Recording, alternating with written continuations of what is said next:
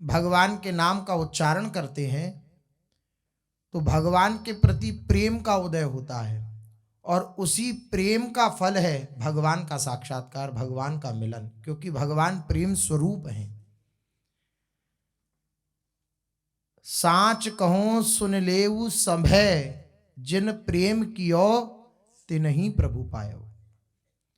महापुरुषों ने कहा, मैं सच सच कहता हूं, यद्यपि महापुरुषों के मुख से सत्य ही निकलता है, लेकिन हम जैसे अविश्वासियों के हृदय में भी विश्वास प्रकट करने के लिए वह बार बार इस बात को कहते हैं, बार बार अपनी कभी कसम खाते हैं, कभी देखिए महाप्रभु जी क्या कह रहे हैं, मेरी सौ भैया कृष्ण गुण संचू, आपको मेरी कसम है, भगवान के गुणों का गान करो, भगवान के गुणों का चिंतन करो, श्री महाप्रभु जी कह रहे हैं। इसलिए हम लोगों के हृदय में विश्वास दिलाने के लिए महापुरुष जन कहते हैं, इस बात को पुष्टि देने के लिए, यद्यपि सत्स्वरूप ही है लेकिन फिर भी कहते हैं, क्या साँच कहूं, मैं झूठ नहीं बोल रहा। तो क्या झूठ बोलते हैं? नहीं, झूठ नहीं बोलते, लेकिन हमारे हृदय में और इस बात को और पुष्टि देने के लिए महापुरुष जन कह रहे हैं, साँच कहूं सुन ले उस सब है, जिन प्रेम कियो तिन्हि प्रभु पायो। कबीरदास जी कहते हैं, ढाई आखर प्रेम के पढ़े सो पंडित होए। ये ढाई अक्षर हैं प्रेम के, खूब बड़ा विद्वान हो, खूब शास्त्रज्ञ हो, और ये ढाई अक्षर न पढ़ा हो, पढ़ने का अर्थ होता है गुणना, अर्थात उसको अपने जीवन में धारण करना। ये ढाई आखर ही नहीं पढ़े तो बात नहीं बनेगी, फिर कितने भी बड़े बुद्धिमान बन जाओ, कितने भी चतुर बन जाओ, लेकिन रूखे ही रहोगे, शुष्क ही रहोगे, सूखे ही रहोगे। लेकिन केवल ये ढाई अक्षर पढ़ लिए प्रेम के, तो कबीरदास जी कह रहे हैं, पढ़े सो पंडित हुए। वही परम बुद्धिमान है जिसने इस प्रेम को समझ लिया। प्रेम को समझने का अर्थ है प्रभु की प्राप्ति, क्योंकि प्रेम प्रभु स्वरूप है। जहां प्रभु से अपनापन हुआ, प्रभु के प्रति आत्मसमर्पण हुआ, वहां प्रेम की जागृति हुई। प्रेम का स्वरूप है बलिदान, अपने अस्तित्व का बलिदान। प्रेम का स्वरूप है बलिदान, अपना सब कुछ बलिदान कर देना। मेरा कुछ भी नहीं है, मेरा मुझ में कुछ नहीं, जो कुछ है सो थोर। मेरा मुझ में कुछ भी नहीं है, जो कुछ भी है मेरे अंदर वो आपका है, जो कुछ है सो तोर। तेरा तुझको सौंपते क्या लागत है मोर, आपका आपको ही समर्पित कर दूं तो मेरा क्या लगता है, मेरा मुझ में कुछ भी नहीं है। ये है बलिदान। यहां हम अपना सब मान करके प्रभु से प्यार करने का प्रयास करते हैं तो नहीं हो पाता। संसार के प्रति ही प्यार, आसक्ति, ममता बनी रहती है, लेकिन जब प्रभु के प्रति सब कुछ समर्पण करके उनसे प्यार की चेष्टा करेंगे, अर्थात प्यार करने का प्रयास करेंगे, तो प्यार होगा, क्योंकि सब कुछ उनको समर्पित कर दिया। समर्पण ही प्रेम है, बलिदान ही प्रेम है। अपना सब कुछ प्रभु को समर्पित कर देना, यही प्रेम है। प्रेम का स्वरूप है बलिदान। और प्रेमी का क्या स्वरूप है, प्रेमी का क्या तात्पर्य है? प्रेमी का तात्पर्य है प्रीतम का सुख। प्रेम का तात्पर्य है बलिदान और प्रेमी का तात्पर्य है प्रीतम का सुख। प्रेमी का स्वरूप क्या है? प्रेमास्पद प्रसन्न रहे, उसकी प्रसन्नता को मैं देखता रहूं, बस यही मेरा हृदय का भाव, ये प्रेम भाव है। मेरा प्रेमास्पद प्रसन्न रहे, आप प्रसन्न रहो प्यारे।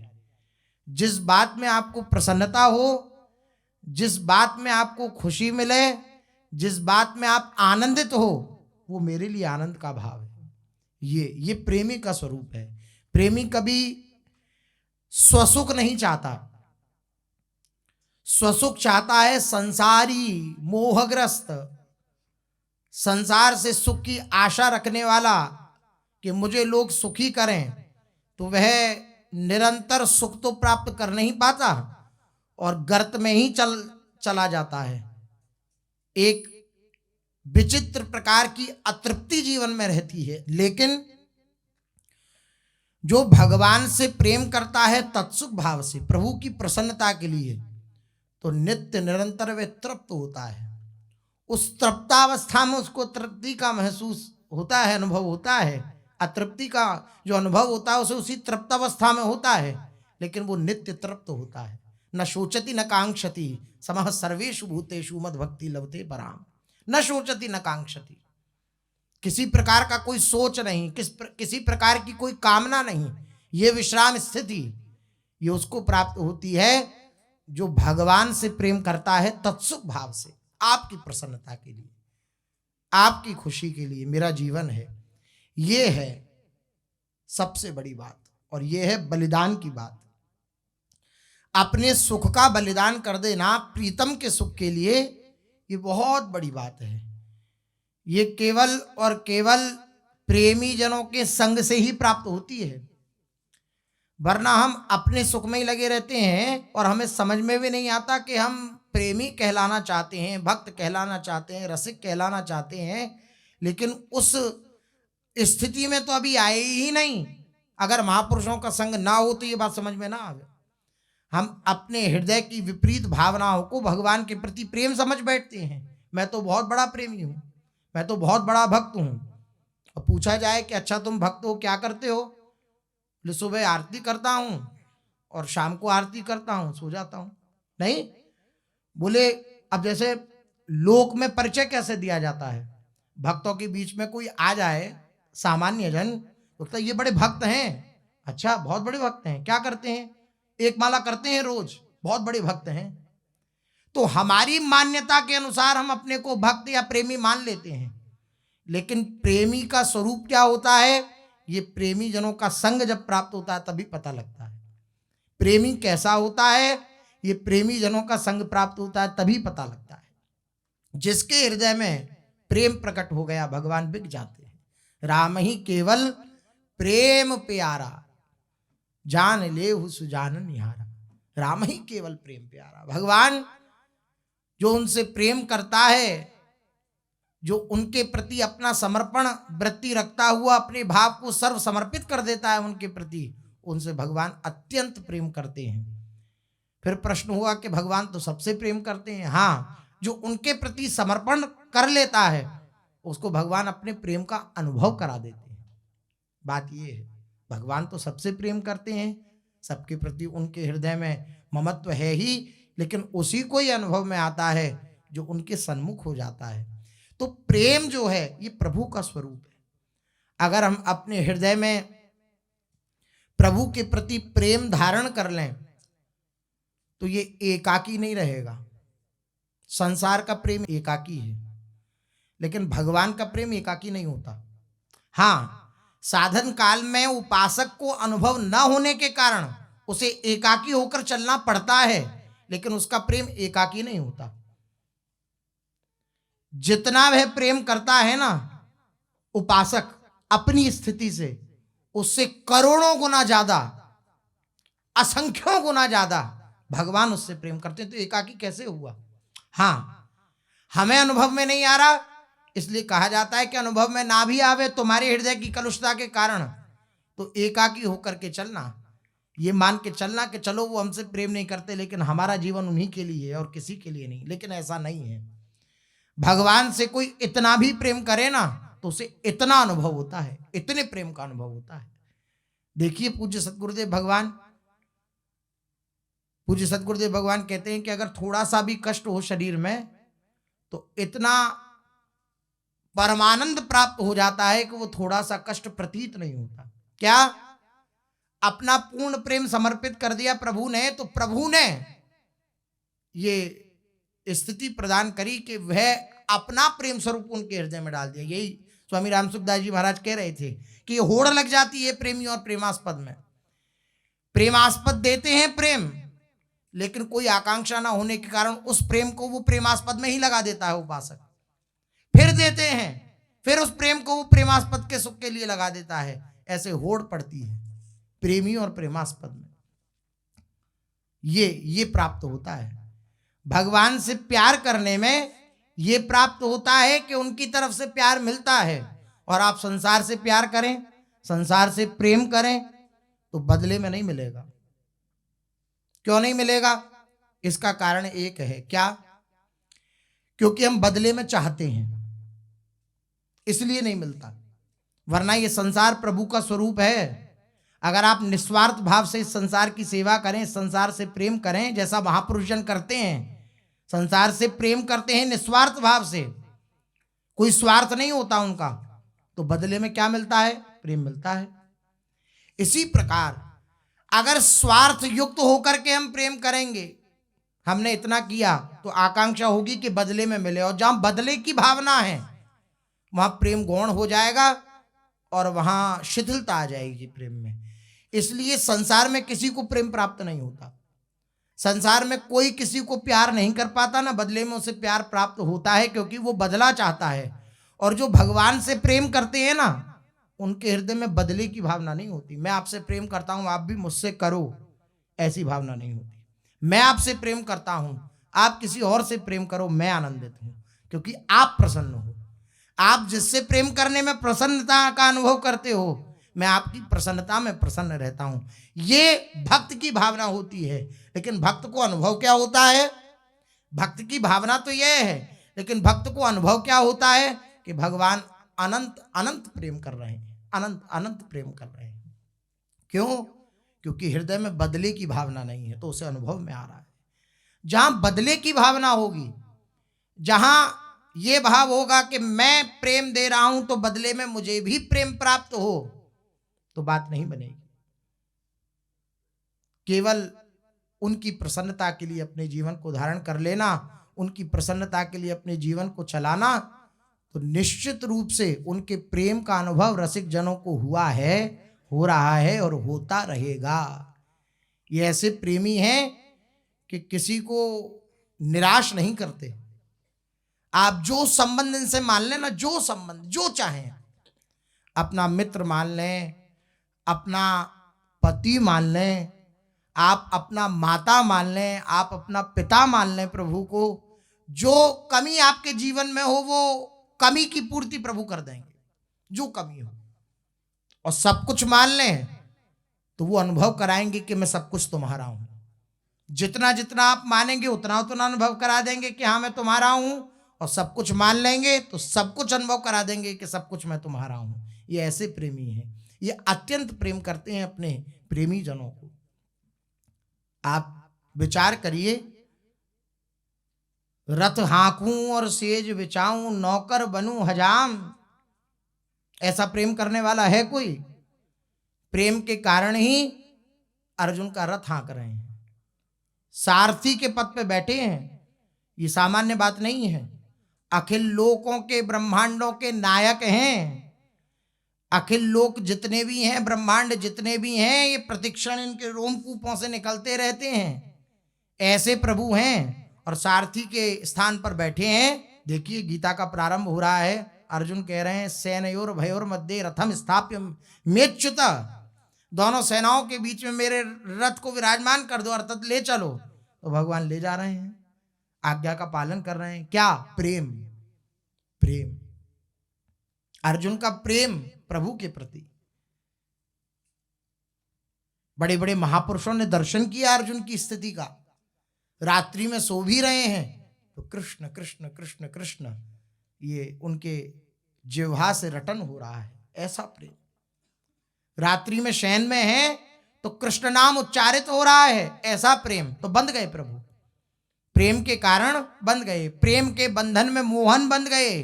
प्रेमियों ने जो बनाया बन गए, जो बनाया। ये प्रश्न नहीं हुआ कि मैं ये नहीं भाई इससे मेरी जो स्थिति है वो गिर जाएगी, नहीं, जो बनाया बन गए। जैसा बनाना चाहा जिसने वो वैसा बन गए। ये ऐसे प्रेमी हैं। अर्जुन के सारथी बने तो आप विचार करिए कि उस सब को जो सारथी का कर्तव्य होता है उसको निभा रहे हैं, और जिस तरीके से सारथी से व्यवहार किया जाता है उस तरीके का ही व्यवहार हो रहा है।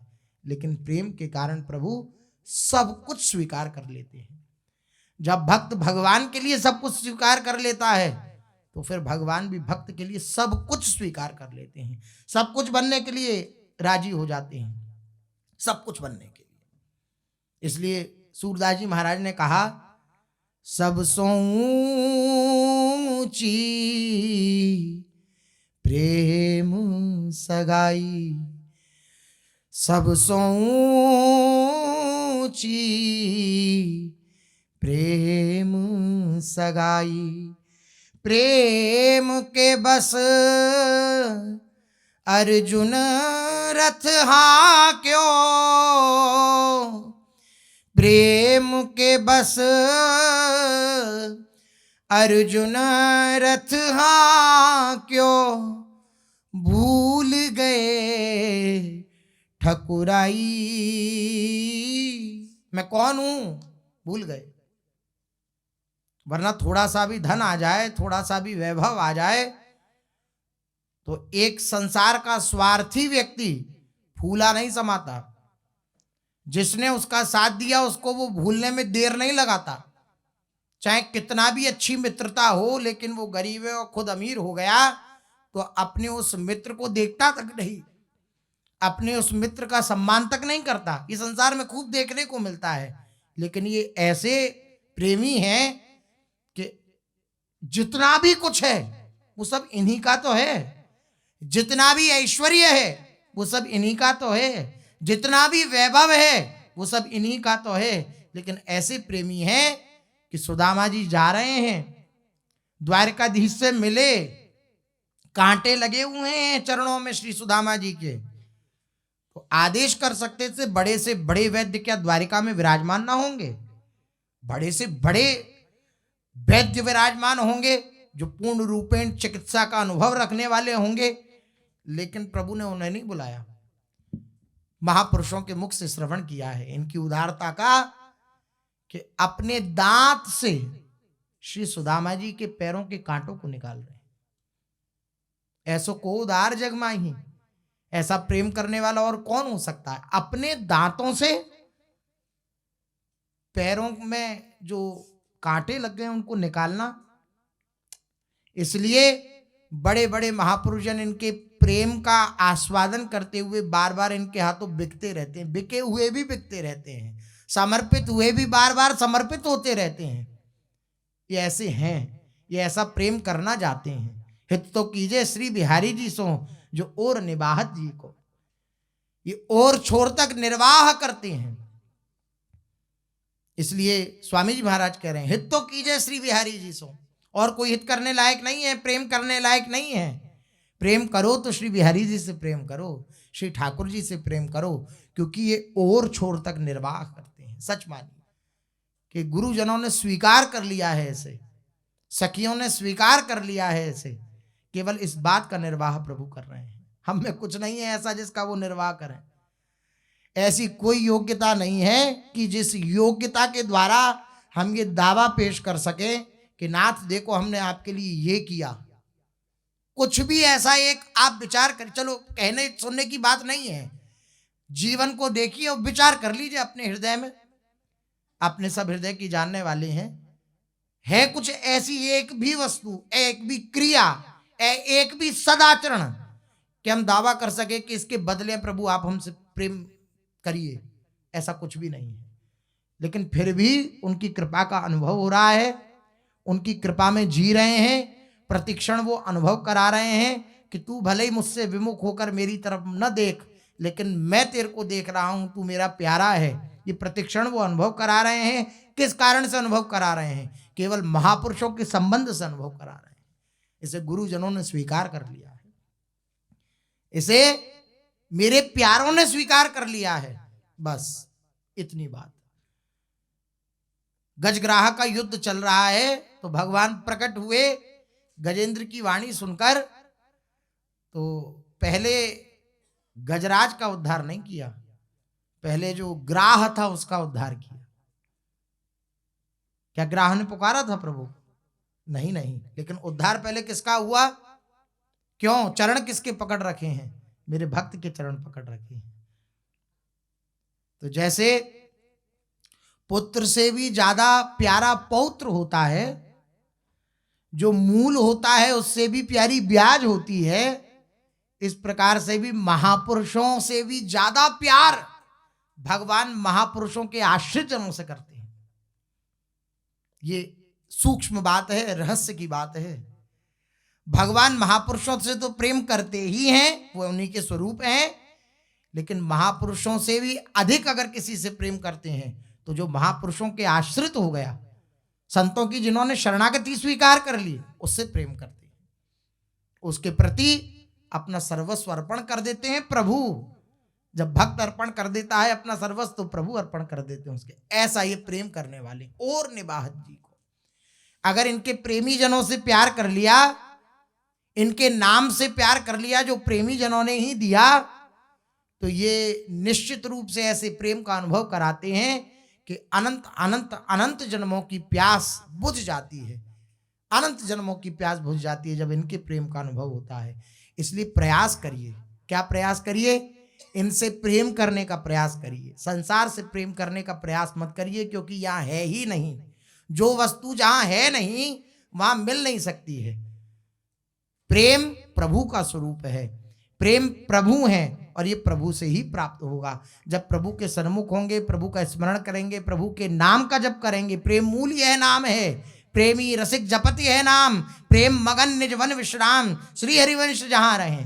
ये प्रेम मूल यह नाम है। जब नाम का आश्रय लेंगे तो उनके प्रेम का अनुभव होगा, और उनके प्रेम का एक बार अनुभव हो गया तो बस बात बन गई। फिर कुछ पाना शेष नहीं रह जाएगा, फिर कोई आकांक्षा हृदय में नहीं रह जाएगी, किसी प्रकार का कोई क्लेश दुख पीड़ा अशांति जीवन में नहीं रह जाएगी जब इनके प्रेम का अनुभव हो जाएगा। इसलिए इनके चरणों में बार बार प्रार्थना करिए, आपके प्रेमी जनों से हमें प्रेम हो, क्योंकि आपके प्रेमी जनों से हमें प्रेम हो जाएगा तो आपका प्रेम हमें प्राप्त हो जाएगा। इसलिए नाथ आप कृपा करिए, आपके प्रेमी जनों से हमें प्रेम हो। प्रेमी जनों से प्रेम का तात्पर्य है हम उनकी आज्ञा में अपने जीवन को ढाल पाएं, वो जैसा कहें, जिस प्रकार से हमें चलाना चाहें उस प्रकार से हम चलें। ये आपकी कृपा से संभव है, ऐसा प्रार्थना करते रहें। चलते हैं, महाप्रभु श्री चैतन्य देव जी का चरित्र अपने लोग कथन श्रवण कर रहे हैं, जिसमें श्री जगन्नाथ जी की दिव्य लीलाओं का श्रवण हो रहा है, जिसके अंतर्गत श्री रोहिणी मैया भगवान श्री कृष्ण की 16,108 रानियां और द्वार पर सुभद्रा जी, श्री कृष्ण और श्री बलराम जी। जो रोहिणी मैया को केवल सुभद्रा जी का पता है, कृष्ण बलराम आ गए ये नहीं पता। इस प्रकार से समस्त रानियों को संबोधित करती हुई श्री रोहिणी मैया उस ब्रज के अद्भुत सुख का वर्णन कर रही हैं, जिस सुख की लालसा बड़े बड़े देवता योगी मुनि भी आकांक्षा रखते हैं, जिस सुख की कि हमें प्राप्त हो जाए, उस सुख का वर्णन श्री रोहिणी मैया अपने मुख से समस्त रानियों के मध्य में कर रही हैं और बतला रही हैं कि कैसा सुख और कैसा आनंद ब्रज में छाया हुआ है। श्री ठाकुर जी के लगन देने वाले जो बरसाने के जन हैं वे सब आए हुए हैं। श्री ठाकुर जी की लगन हुई है, लगन पत्रिका दी गई और रात्रि विश्राम किया गया। श्री दामा जी साथ आए हैं, श्री ठाकुर जी के सखा भी हैं और अब इस संबंध से सारे भी हैं, तो आए हैं, रात्रि में विश्राम किया है समस्त जनों ने। प्रातःकाल हुआ, प्रातःकाल सभी जन नंद बाबा के पास गए और नंद बाबा के पास जाकर के अब विदा मांगी। नंद बाबा ने कहा हमारा आपका घर कोई बिलक थोड़ी है जो विदा हो। तो उन्होंने कहा कि आप थोड़ा इशारा समझिए, हमारा आपका संबंध समझाने का संबंध है, तो इसलिए थोड़ा इशारा समझिए, हम हमारी विदा कराइए जिससे हमारे हृदय में प्रसन्नता हो। नंद बाबा समझ गए, मुस्कुराए और यथोचित जो जिसकी जैसी इच्छा है या अच्छे से अच्छा जितना अच्छा हो सकता है वो सब दिव्य रत्न हाथी घोड़ा आदि सब भेंट में नेग में दिए गए। और फिर वृषभानु बाबा के प्रति श्री नंद बाबा ने पत्री लिखी, जिसका वर्णन पूर्ण में अपने लोगों ने श्रवण किया था कि आप सूर्य कुल वंशी हैं, आपकी सौम्यता का, आपके स्वभाव का वर्णन क्या किया जाए। समस्त बरसाने के वासी आपसे अत्यंत प्रसन्न हैं, आपने खूब यथोचित सबका खूब आदर करते हुए सबका पालन किया है और पालन कर रहे हैं। अब आप जब आज्ञा कर देंगे हम आपकी आज्ञा के अनुसार जब आप कहेंगे तब आ जाएंगे बरसाने, बारात लेके हम तैयार हैं। ऐसा नंद बाबा ने कहा। विप्रजनों से आशिका ली, आशिका अर्थात आशीर्वाद। विप्रन की जुआसिका लेके नंद की ओ पद बंधन नई के, झुक करके श्री नंद बाबा ने विप्रजनों का आशीर्वाद लिया, चरण छुए। इहि विधि विदा हुए जू सब चले, अश्व नचावत लागत भले।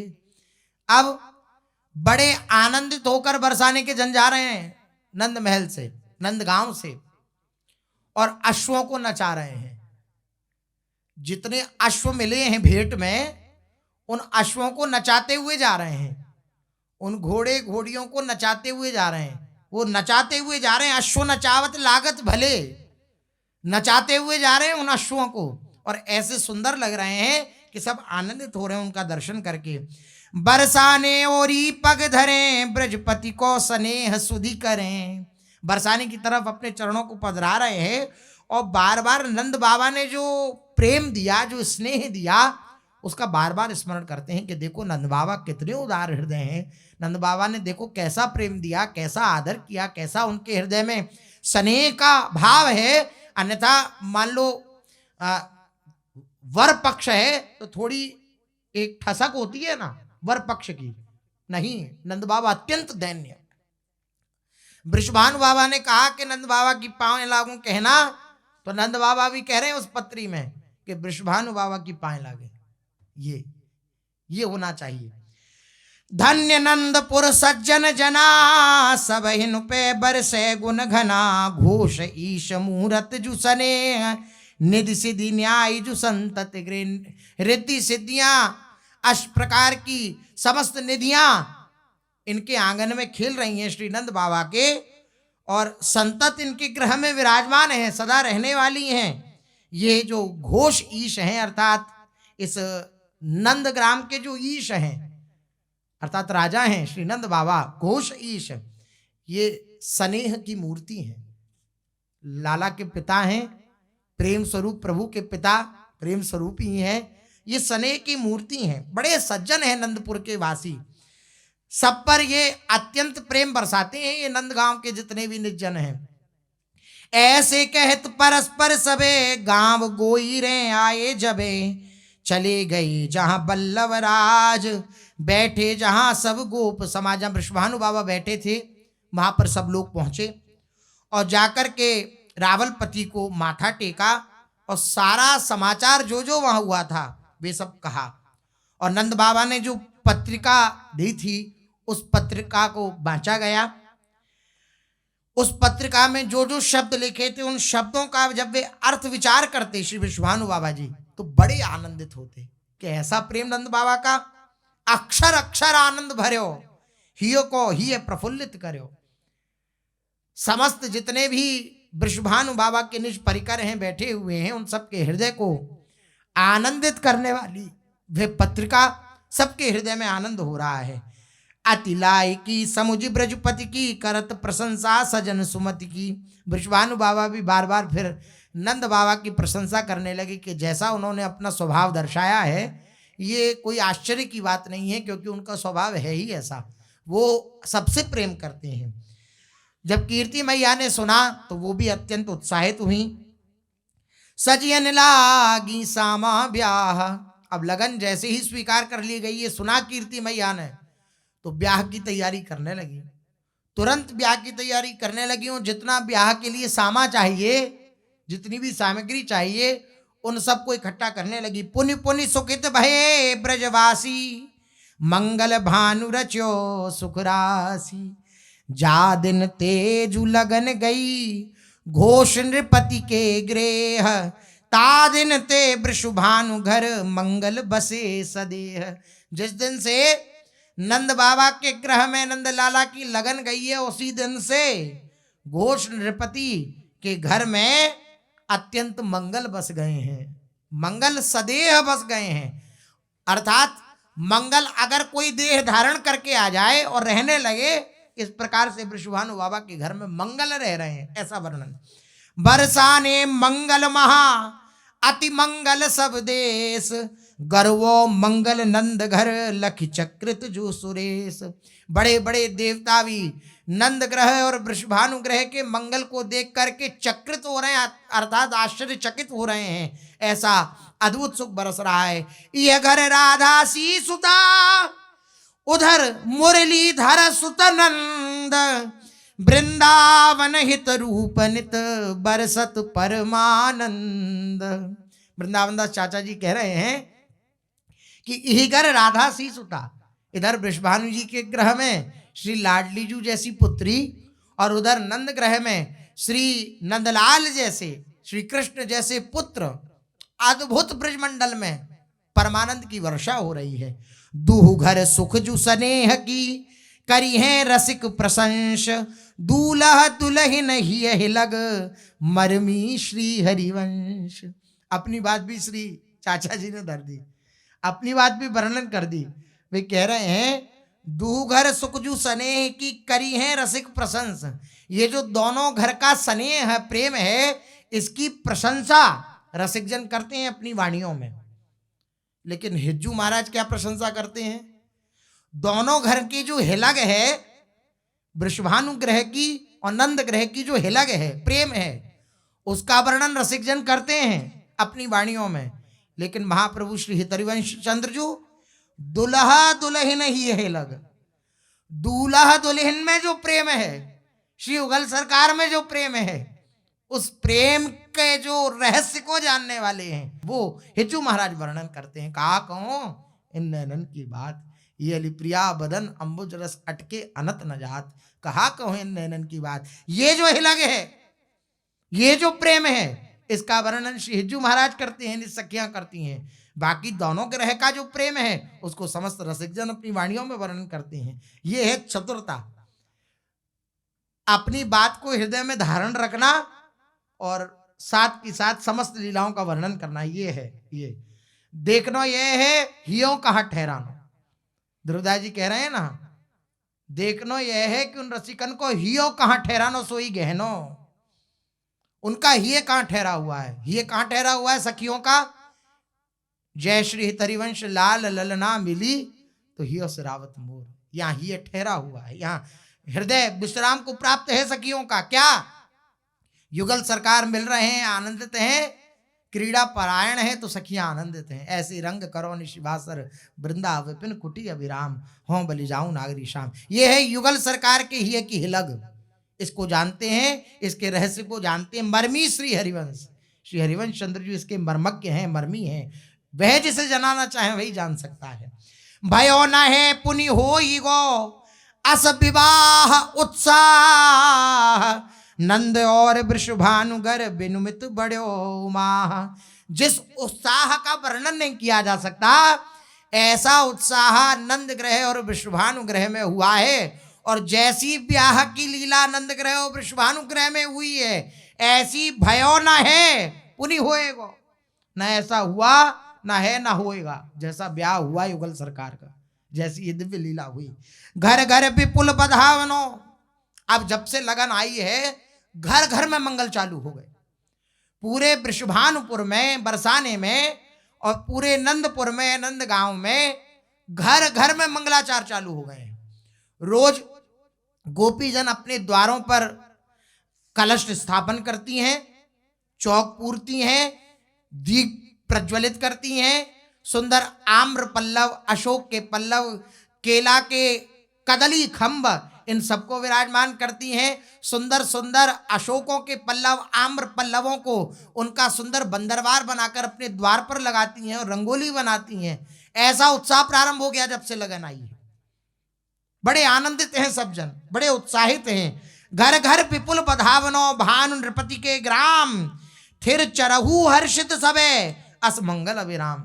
ऐसा नहीं है कि केवल चैतन्य चैतन्य आनंदित हो, जो चैतन्य है, जो जड़ हैं, दोनों आनंदित हो रहे हैं, क्योंकि ये सब चिदानंद में है, ये ब्रजधाम चिदानंद में है।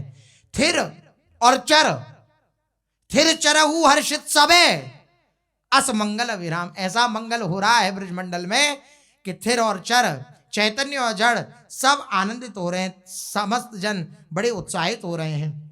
मैया ने, जो कीर्ति मैया है, उन्होंने वृषभानु बाबा से कही कि आप जितनी भी सामग्री है ब्याह के लिए उस सबको जुटाना प्रारंभ कर दो, किसी बात की कोई कमी न रह जाए।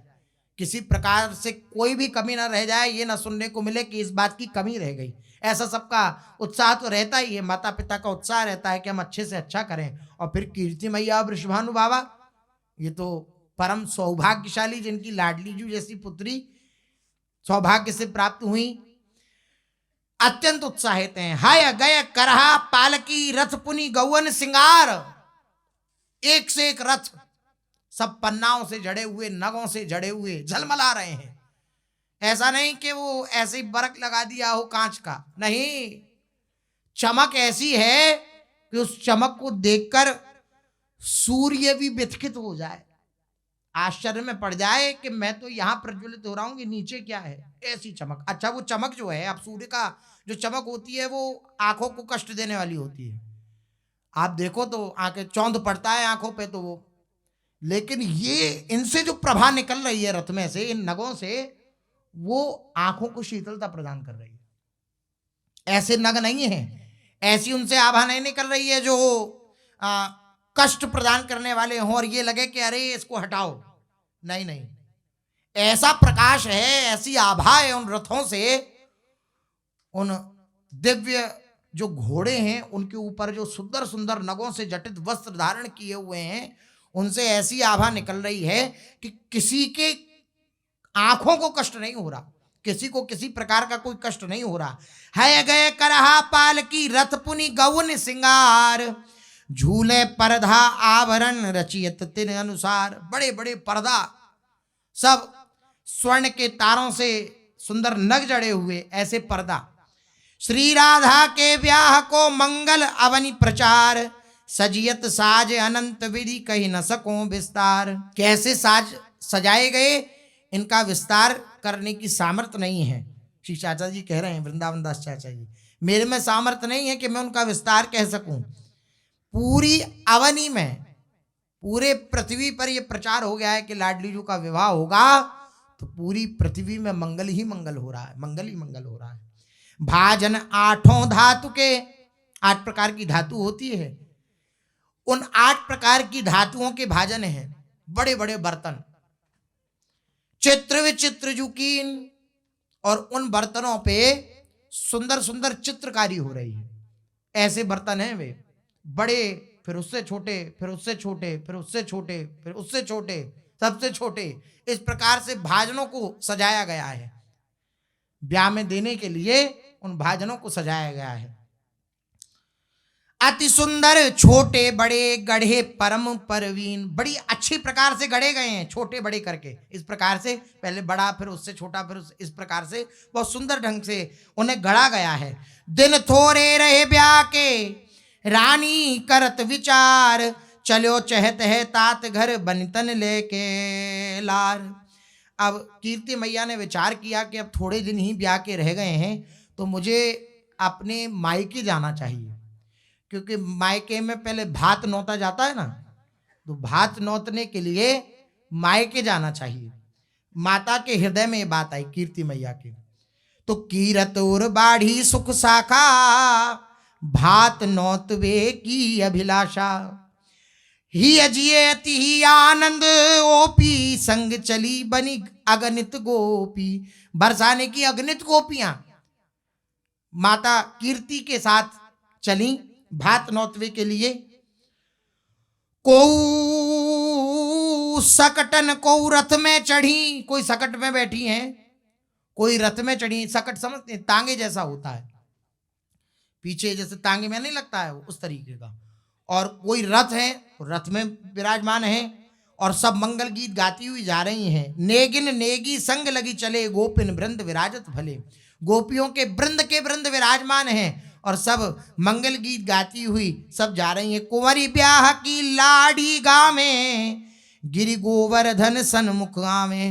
श्री लाडली जी की जो नंसार है वो गोवर्धन के समीप है, तो वहां पर ब्याह की लाडी गाती हुई समस्त जन आ रहे हैं गिरि गोवर्धन के सन्मुख। राधा कुंवरी माई ढिंगराजें, मनु शोभा को पुंज विराजें। पशु पंछिन तन देख जु रहे, पुनि मैया की ठोड़ी गए। अब माता की गोद में, कीर्ति मैया की गोद में लाडली जू विराजमान है और सुंदर सुंदर पशु पक्षियों को देखती हैं लाडली जू, तो कीर्ति मैया की ठोड़ी पकड़ लेती हैं और ये ठोड़ी पकड़ के कहती है, मैया देखो ये मोर गया, देखो मैया ये कैसा पंछी है, ये तो प्रथम बार हमने दर्शन किया। देखो बाल लीला श्री लाडली जी की, जो ब्रज मंडल में हमारी ही श्री लाडली जी के अंश से जो प्रकट हुई, उन्हीं की ये दिव्य लीला है। पशु पक्षियों को देख करके आनंदित हो रही हैं। हमारी निकुंज बिहारिणी भी आनंदित होती हैं, सखियों से कहती हैं, ये कैसा नाच रहा है ये हंस, ये कैसा नाच रहा है ये मोर, ये क्या पाता है, इसके पाने के लिए कुछ लाओ, जल्दी लाओ, क्या पाता है ये हंस, क्या पाता है? स्वामी जी ये मोती चुगता है, मोती पाता है। अच्छा अच्छा, मोती लाओ मोती लाओ। देखा देर हो रही है तो लाडली जी ने अपनी माला ही प्रसादी जो धारण की हुई थी वो उतारी और उसमें से मोती चुगाने लगी हंस को। तो बड़ी आनंदित लाडली जी, हास परिहास रसिका हैं श्री स्वामी जी, बड़ी आनंदित होती हैं पशु पक्षियों को देख करके। तो लाडली जी आनंदित हुई और कीर्ति मैया की ठोड़ी पकड़ के कहती हैं, देखो मैया ये पक्षी, देखो मैया ये सुंदर सरोवर में कैसा पक्षी जा रहा है, ये तो हमने प्रथम बार देखा। मैया देखो ये मोर, देखो कैसा नाच रहा है। अत्यंत आनंदित हो रही हैं। इन कौमों को नाम बताई, अरे भली मेरी कीरत माई, अरे मेरी भली भली मैया, बुरी बुरी मैया, मुझे इन पक्षियों का नाम बताओ, ये कौन सा पक्षी है, ये कौन सा पक्षी है, ये कौन सा पक्षी है। ऐसे आनंदित कर रही हैं कीर्ति मैया को लाडली जी। अब कीर्ति मैया के राज्य आई हैं तो लाडली जी को साथ लेकर के मानसी गंगा आई और मानसी गंगा में श्री कीर्ति मैया ने स्नान किया। फूल चढ़ाए प्रणाम जो करी, गिरी के भोग सुमेवा धरी। मानसी गंगा में प्रणाम किया और सुंदर पुष्प और भोग लेकर के श्री गिरिराज बाबा को प्रणाम करके भोग पधराया, पुष्प अर्पित किए। ये गिरिराज बाबा ब्रज के प्रकट ठाकुर हैं और लोक या परलोक किसी भी वस्तु की कोई आकांक्षा हो, कोई भी कामना हो, चाहे लोक से युक्त चाहे परलोक से युक्त, तो गिरिराज महाराज समस्त कामनाओं को पूर्ति करने वाले हैं। ये श्री गिरिराज महाराज की महिमा है। वृंदावन वास मांगो, आप उनसे परिक्रमा लगाओ गिरिराज जी की और उसे वृंदावन वास मांगो तो वृंदावन वास प्रदान कर देंगे गिरिराज जी।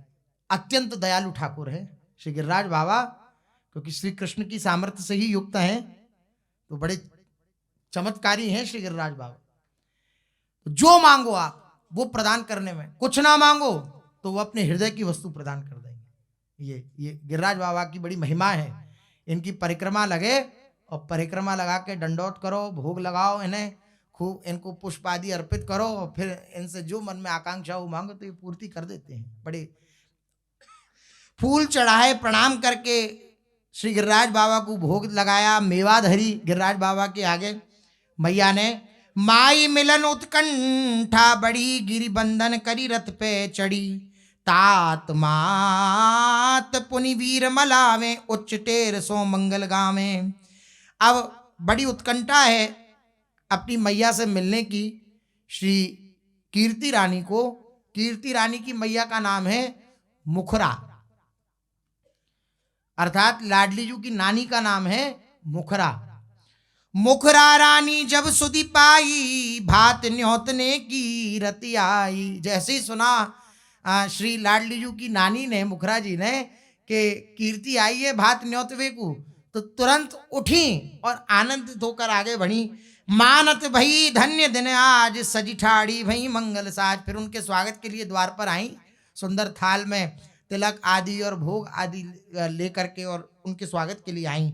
रथ ते उतर माई सो मिली, ये आनंद निकर मनु झली। तात भ्रात सब मिले जुआई, भाभी मिली पुनि लागी पाई। जितने भी उनके भाई हैं श्री कीर्ति मैया के, वे चरण छू करके कीर्ति मैया का आदर करते हैं। उनकी जो भाभियां हैं वे चरण छू कर कीर्ति मैया का आदर करती हैं। और जितने भी भ्राता हैं वे कभी गले मिलते हैं, कीर्ति मैया को दुलार करते हैं क्योंकि बहन है तो बड़े, और फिर लाडली जी को दुलार करते हैं।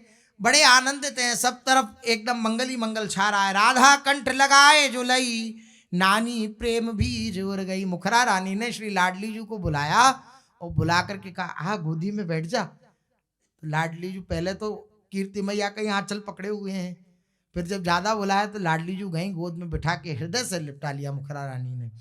नाना, इनके नाना कौन है? जो कीर्ति मैया के पिताजी इंदुसेन। नानी लाडली जू की मुखरा रानी और नाना लाडली जू के ये इंदुसेन।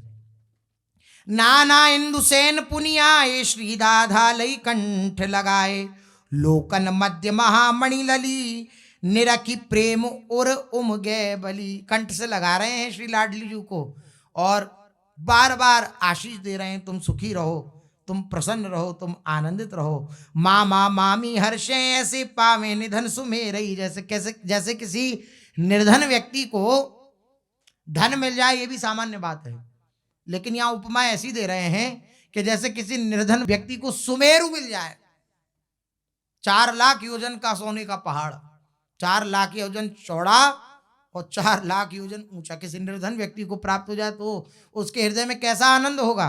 बोले ऐसा ही आनंद श्री लाडली जू के मामा मामी को भी हो रहा है। वे भी अत्यंत आनंदित हो रहे हैं, उन्हें ऐसा प्रतीत हो रहा है मानो निधन को सुमेरु पर्वत प्राप्त हो गया हो। मुखरा भवन जो खेले प्रेम सबे भूल गए नित्य कृत नेम। अब मुखरा भवन में अर्थात मुखरा रानी के भवन में प्रेम खेल रहा है। प्रेम कौन? श्री लाडली जू। मुखरा भवन जो खेले प्रेम, श्री लाडली जू श्री मुखरा रानी के भवन में खेल रही हैं तो सबे भूल गए नित्य कृत नेम। नित्य के जो नेम होते हैं, कृत्य होते हैं, क्या विधान करना चाहिए, सब कुछ जो जो भावना करनी, सब भूल गए। सब लाडली जी को देखने में लगे हुए हैं, क्या खेल रच रही हैं श्री लाडली जी। निगम दुराधि कहते हैं जाको, गोप सुविधि दुलरावत ताको। निगम शास्त्र पुराण इतिहास वेद आदि जिसको दुराधि कहते हैं, दुराराध्य दुराधि कहते हैं, जिनको पाना अत्यंत कठिन है, ऐसी श्री लाडली जू इन गोप जनों को आनंदित कर रही हैं, उनके दुलार को प्राप्त कर रही हैं और उनके दुलार को प्राप्त करके उनको आनंदित कर रही हैं। कभी कभी लेकर भी आनंदित किया जाता है सामने वाले को, देकर ही आनंदित नहीं किया जाता। कभी कभी कुछ लेकर भी आनंदित किया जाता है सामने वाले को। निगम दुराज कहते हैं जाको, गोप सुविधि दुलरावत ताको। आहा मिले जुपुर परिवार जन लागी लागी सब गात, बूझ परम कुश रात पुनि न्योतो दीनो भात। सब जितने भी पुर के जन हैं वे सब परिवार के जन, पुर के जन आकर श्री कीर्ति मैया से लिपट लिपट कर खूब मिल रहे हैं, उनकी कुशलात ले रहे हैं कैसी हैं, और सबको कीर्ति मैया भात का न्योता दे रही हैं। करीजु मंगल रीति सब पुनि भोजन करवाए, नानी राधे अंकले प्यावत दूध सिराए।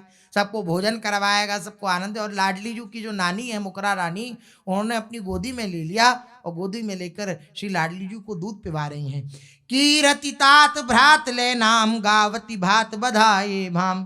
फिर अपने अपने भ्राताओं का नाम ले लेकर भात की जो दिव्य मंगल की शैली होती है उसको गा रही हैं कीर्ति मैया। और जितने भी बरसाने के जन आए हैं, तास ओढ़नी कुंवर उड़ाई, नी की विधि कीरत पहराई।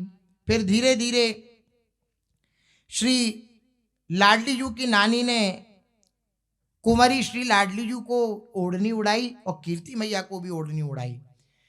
बूझी ब्याह विदाजू कीनी, जननी सुता अंक भर लीनी। लाडली जू को गोदी में लिया और मुखरा रानी ने विदा किया श्री कीर्ति मैया को। सबके प्राण जीवनी श्री राधा, देखन ब्याह बड़ी मन साधा। सबकी प्राण जीवनी है लाडली जू, सबके हृदय में उत्साह बढ़ रहा है श्री लाडली जू के ब्याह का मंगल देखने के लिए। मंगल पूरी सबे पुर रहो, वीर भात ले आवन कहो। अपने भाई से भात लाने के लिए कहा श्री कीर्ति मैया ने, और पूरे जितना भी मुखरा रानी का वो दिव्य निज जन जितने भी हैं वे सब आनंदित हो रहे हैं। बंधु विदा हुए अहुटे सबे, रथ अरु सकट चले बड़ी तबे। रानी भवन आई मुद भरी, हरद हाथ मंगल विधि करी। एकत भई नौ भामिनी रानी, लोक वेद विधि करत सयानी। कुल देविन पूजा करवावे, नवग्रह गणपति गवरी बनावे। बन देवी संकेत सुजहाँ, बन तन जाए पुजाई तहाँ। अब घर आई श्री कीर्ति मैया, और कीर्ति मैया ने विचार किया कि अब ब्याह जल्दी होने ही वाला है, तो हरद मंगल, हरद हल्दी जो चढ़ाई जाती है लगभग 7 दिन तक 7-8 दिन तक हल्दी चढ़ाई जाती है। तो 7 दिन तक श्री लाडली जू के हल्दी चढ़ी, ऐसा वर्णन आगे भी आएगा। 7 दिन तक लाडली जू के हल्दी चढ़ी। तो हल्दी जो 9 भामनी अर्थात श्री कीर्ति मैया की भाभियां हैं, जो जैसे 9 भानु हैं तो उनके जितने भी सब वो हैं पत्नियां, उन सबको बुलाया गया और लाडली जी को हल्दी चढ़ाई गई। कुल देवन की पूजा करी गई और समस्त जो भी उपचार और उपासना का पद्धति होती है वो सब निभाई गई। और संकेत देवी जो हैं, संकेत वट जिसे कहा जाता है, वहाँ संकेत देवी विराजमान हैं, उनकी पूजा की गई। ये कुल देवी हैं ब्रजवासियों की, संकेत देवी। बन देवी संकेत सुजहां, बनतन जाई पुजाई तहां। जितनी भी बनितन जन हैं, गोपी जन, उन सब ने वहां पर जाकर पूजा करी। तो बिहसत कुंवरिया आप मन मैया, समझ सखी तब गहलई भैया। अब लाडली जू को लेकर के संकेत बट गए। अच्छा, संकेत क्या है? ये प्रिया प्रीतम की मिलन स्थली है। संकेत में प्रिया प्रीतम का मिलन होता है। देखो आनंद, अनेक लीलाओं में आपको दर्शन में आएगा कि संकेत में श्री प्रिया प्रीतम मतलब नंदगांव और बरसाने के मध्य में संकेत विराजमान है। तो मिलने का स्थान श्री प्रिया प्रीतम का संकेत बट। अब संकेत में लाडली जू गई, तो लाडली जू जैसी संकेत में गई तो श्री राधा को श्याम के उनके वो प्रथम मिलन का दिन याद आ गया। संकेत में मिलन हुआ, अब लाडली जू तो एकदम प्रेम पुलकित हो उठी, शरीर की सुध बुध खोने लगी। तो जो सखी थी लाडली जू की, उन्होंने संभाला कि लाडली जू संभलो संभलो, सब पुर के जन यहाँ विराजमान हैं, ठीक नहीं है, आप संभलो संभलो संभलो। सखियों ने संभाला। तब लाड बिहसती कुंवर आप मन मैया, समझी सखी तब गहले। समझ गई सखी जन, क्योंकि एकदम व्याकुल हो गई श्री लाडली जू उस प्रथम मिलन का स्मरण करके। तो सखियों ने संभाला, संभलो लाडली जू। बरनी तात भवन पग दियो, अरग बढ़ाए माए ने लियो। फिर वहां पर पूजन करके जब वापस आए तो लाडली जू को भवन में अंदर प्रवेश कराने से पूर्व उनकी मैया कीरत ने अर्घ दिया। माए लली को सुहत जिमावे, दे मुख ग्रास आप सुख पावे। चढ़ी है तेल सीख सुन लें, अब बाहर खेलन नहीं जायो। लाडली जू से कह दिया अब लाडली जू की मैया ने, कीर्ति मैया ने, कि लाडली अब तुम्हें खेलने बाहर नहीं जाना है, अब नहीं खेलने जाओगी सखियों के साथ। मैया क्यों? मैं क्यों नहीं जाऊंगी? बोले अब तुम बरनी हो गई हो और अब तुम्हारे तेल चढ़ेगा, तो तेल चढ़ जाता है तो बाहर नहीं जाया जाता है घर से, इसलिए तुम अब बाहर नहीं जाओगी। बरनी तात भवन पग दियो, अरग बढ़ाए माए ने लियो। माए लली को सुहत जिमावे, देमुख ग्रास आप सुख पावे। चढ़ी है तेल सीख सुन ले हो, अब बाहर खेलन नहीं जय हो। तो जैसी मैया के वचन सुने तो बोली नहीं, मैं खेले बिना नहीं रह सकती, मैं खेले बिना नहीं रहूंगी, मेरे को खेलने तो जाना है। तो मैया ने समझाया, अरे मेरी लली, तुम घर में ही सखियों को बुला लेना, घर में ही खेल लेना, इतना बड़ा आंगन है, यहाँ खेल लेना मेरी प्राण प्यारी, या अजर में बैठ के यहीं खेल करना। यहाँ बुलाए तो साथिन ले हो, खेलो हो जो खिलौनो दई हो, जो जिस बात से तुम प्रसन्न हो वो सब तुम्हें वस्तु प्रदान कर देंगे, और अपनी सखियों के साथ यहीं खेलना। तो ऐसे समझा ही रही थी लाडली जू को। लाडली जू को इतनी देर में निद्रा आ गई, निद्रा आ गई, लाडली जू शयन कर गई, शेष चर्चा आ गई। श्री राधा वल्लभ लाल की।